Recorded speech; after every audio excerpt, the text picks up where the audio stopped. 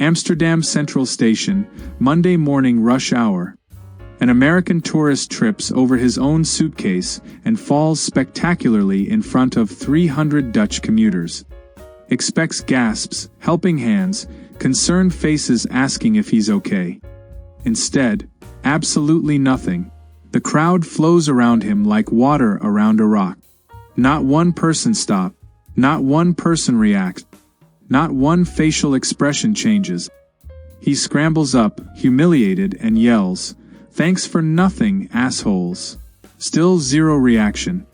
The crowd continues moving with the same neutral energy, completely unbothered. He's convinced he's just experienced the most savage public shaming of his life. Meanwhile, the Dutch commuters genuinely didn't register his fall as requiring intervention. He wasn't bleeding or unconscious, therefore, not their concern. He posts a furious Instagram story about sociopathic Amsterdam culture. Gets 200 sympathetic comments from Americans who've experienced similar hostility. I work as a tour coordinator in Copenhagen, and I've watched this exact scenario play out in dozens of variations. Americans perform normal American behaviors in public spaces, expecting standard American crowd reactions, and when European crowds don't react at all, Americans interpret the absence of response as active hostility.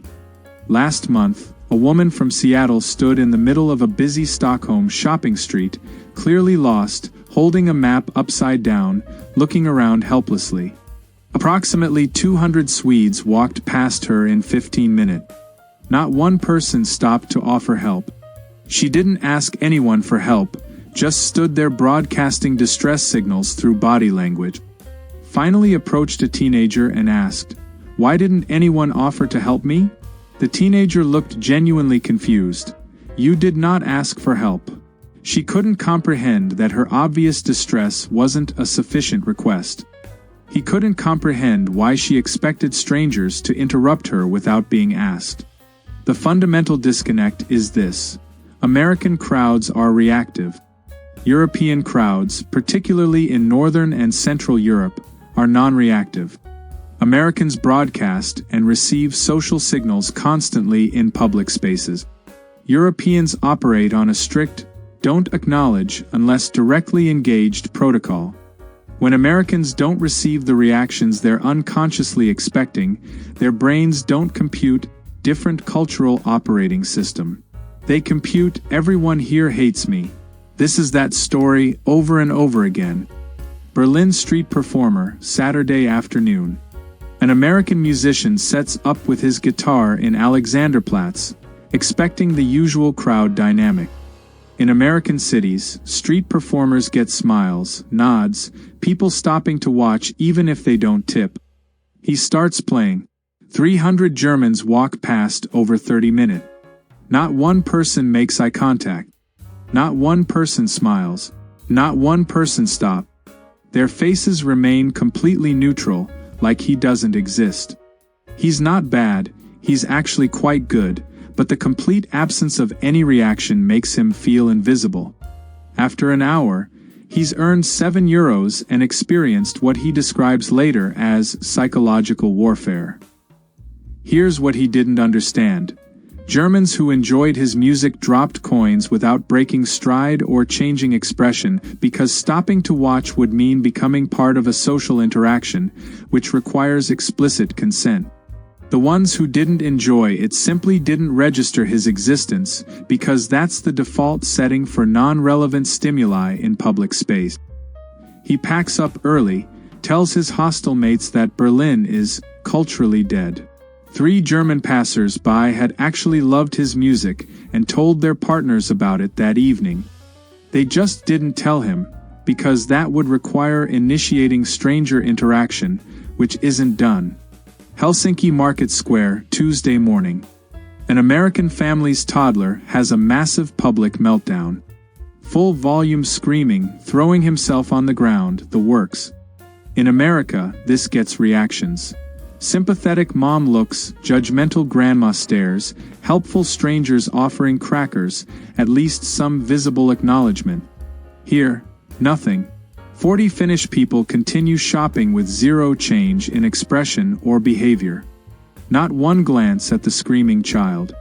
The mother becomes convinced everyone's judging her so hard they're doing it silently to make it worse. She's nearly in tears, apologizing loudly to no one in particular. "I'm so sorry, he's usually not like this." Zero response. Not one person acknowledges her apology. A vendor hands her the potatoes she's purchasing with the same neutral expression he'd have if the child didn't exist. She's experiencing what feels like coordinated silent treatment from an entire crowd. She tells her husband, "Did you see how everyone was staring?" He responds, "No one was looking at us at all." She insists, "Exactly. That's how they were judging us." The Finnish crowd genuinely didn't care. A screaming child is not a physical danger or a fire or something requiring intervention, therefore, not relevant to their personal space bubble. The American interprets strategic ignoring. The Finns perform standard public behavior. She posts in a mom group about shameful treatment in Finland.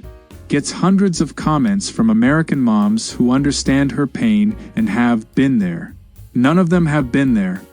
They've all experienced the same cultural non-event. Vienna subway evening commute.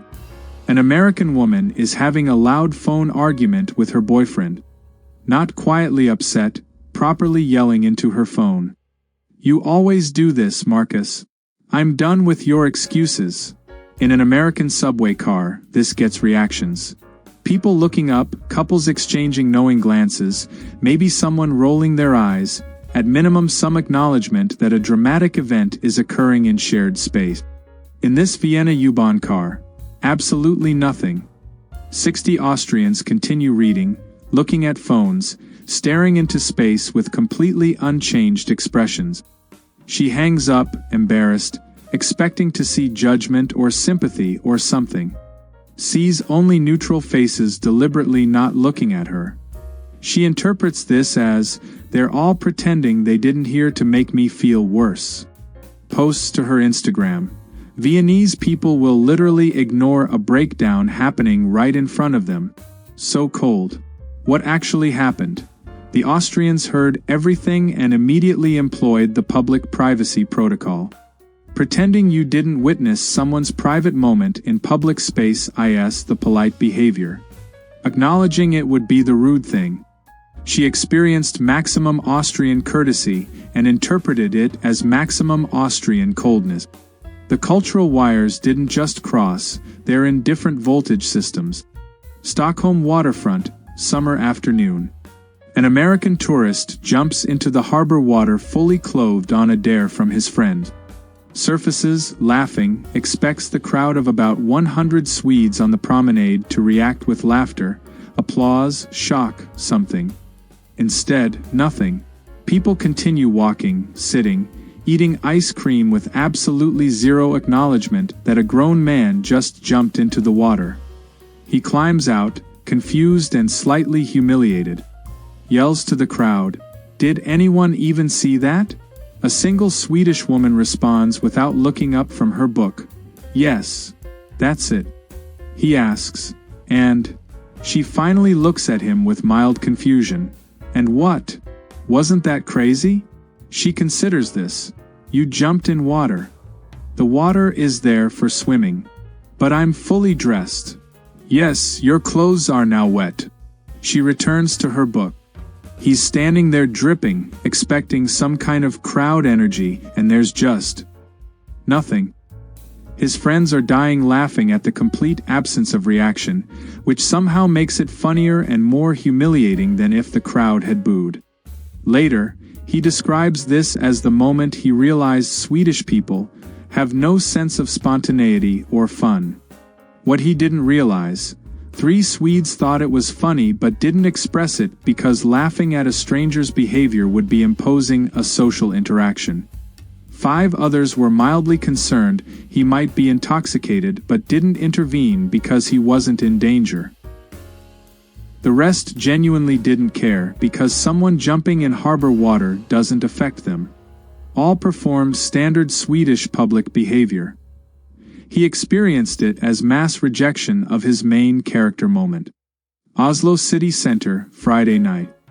An American bachelorette party walks through the streets wearing matching pink shirts that say Bride Tribe and sashes.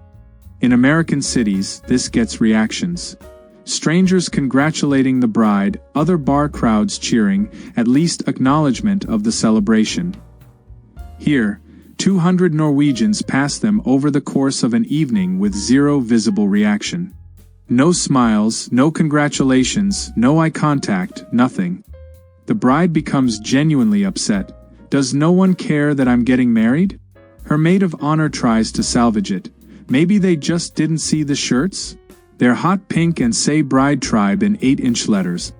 Everyone saw them. A British expat overhears and explains.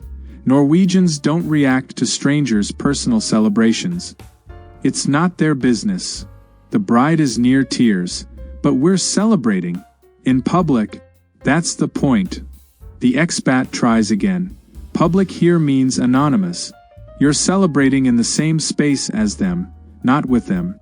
The bride cannot compute this distinction. In her framework, public celebration is inherently participatory. In Norwegian framework, your celebration existing in public space doesn't create an obligation for strangers to acknowledge it. She has a genuinely worse night because of the complete absence of crowd energy than she would have had if people had been actively rude. Active rudeness she could process. This null response breaks her understanding of how human social dynamics work. Posts a TikTok about it that goes viral in American wedding planning communities. Thousands of comments agreeing that European crowds are joy killers. Zero Europeans in the comments understand what the problem was. Munich beer garden, Saturday afternoon. An American man proposes to his girlfriend in front of approximately 400 Germans. Gets down on one knee the whole production. She says yes, they kiss. He's expecting applause or cheers or raised beer steins or something. Instead, the 400 Germans continue their conversations with zero interruption. Not one person claps. Not one person says congratulations. Not one table even pauses their discussion. The couple sits back down in complete confusion. The man says, "Did that just happen? Did we just get engaged and no one cared?" His new fiancée is crying, but now she's not sure if it's happy tears or sad tears because the complete absence of crowd energy has made the moment feel less special. An older German man at the next table finally leans over and says in perfect English, "Congratulations on your engagement." The couple lights up. "You saw." "Yes, everyone saw." "Why didn't anyone react?" The German looks genuinely puzzled by the question. It is your engagement, not theirs. Why would they react? Because it's a public moment. You are in public, yes. The moment is still yours. He returns to his conversation, considering the matter closed. The couple posts the proposal video anyway. American comments, "OMG, congratulations. But wow, those people in the background are so rude." European comments, "Why would strangers clap for your personal moment?" The two groups argue in the comments for 3 days, never reaching any understanding because they're operating from fundamentally incompatible assumptions about what public space means. Copenhagen restaurant, Sunday brunch. An American couple celebrates their anniversary loudly. They clink glasses, say cheers at full volume, laugh enthusiastically at each other's stories. The restaurant has about 40 Danish customers who continue eating in relative quiet, with low conversation at their own tables. The American couple interprets the lack of energy as the crowd being annoyed by their happiness. The woman whispers, "Are we being too loud?" They start policing their own joy, trying to match the ambient energy level. By the end of brunch, they're barely talking, trying not to disturb what they perceive as a room full of people judging them. When they leave, the man says, "That was kind of depressing. Did you feel everyone's vibe?" A Danish couple at the next table had actually been charmed by their obvious affection and mentioned to each other in Danish how nice it was to see. They just didn't say it to the Americans because that would be inserting themselves into strangers' anniversary, which would be inappropriate. The Americans go home remembering their Copenhagen anniversary as kind of cold and weird. The Danes never think about them again. Two couples, one room, one meal, completely different experiences of the same event based entirely on reaction expectations. Zurich train platform, Monday morning. An American businessman's phone rings with an obnoxious ringtone. In America, this gets reactions. People looking up annoyed, maybe an eye roll, at least some acknowledgement. Here, 80 Swiss commuters don't move a muscle. Faces stay neutral. Not one person looks toward the sound. He answers the phone, has a loud conversation. Still nothing. No reactions. He becomes paranoid that everyone's so offended they're staging a protest by ignoring him. Ends the call, announces to no one in particular, "Sorry about that." Zero response. He tries again, louder. "Sorry if that was too loud." One Swiss woman finally looks at him with an expression of mild confusion. "Why are you apologizing to strangers? Because I was loud?" "You were loud, yes. And that didn't bother anyone?" She considers this. Perhaps it did. They did not tell you, so it is not your concern. She returns to her newspaper. He boards his train convinced the Swiss have mastered passive-aggressive behavior to an art form. He never considers that they simply don't express every reaction they have, that internal annoyance doesn't automatically become external expression, that their neutral faces aren't masks hiding judgment but just faces in their default state. Prague Metro, Thursday evening rush hour. An American tourist sneezes 7 times in a row. Loud, unavoidable, reflexive sneezes. In an American subway car, this gets reactions. Multiple bless yous, sympathetic looks, maybe someone offering a tissue, at minimum some acknowledgement.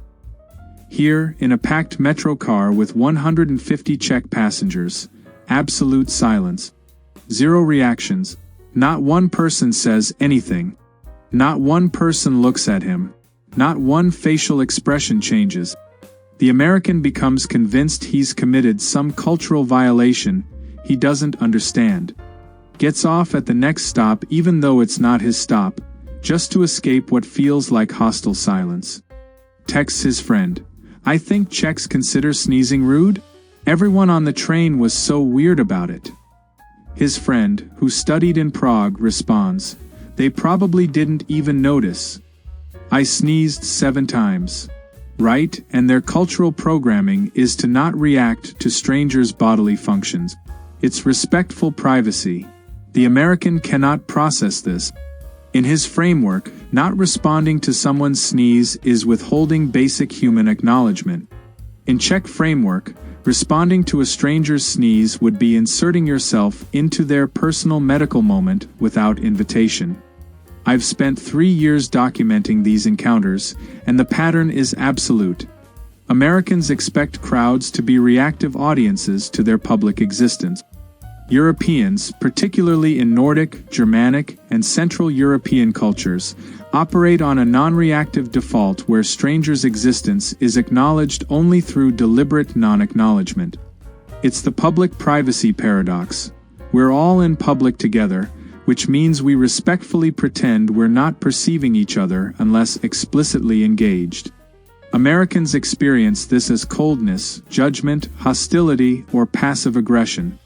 Europeans experience American reactivity as overwhelming, invasive, or inappropriately familiar. Neither side is wrong.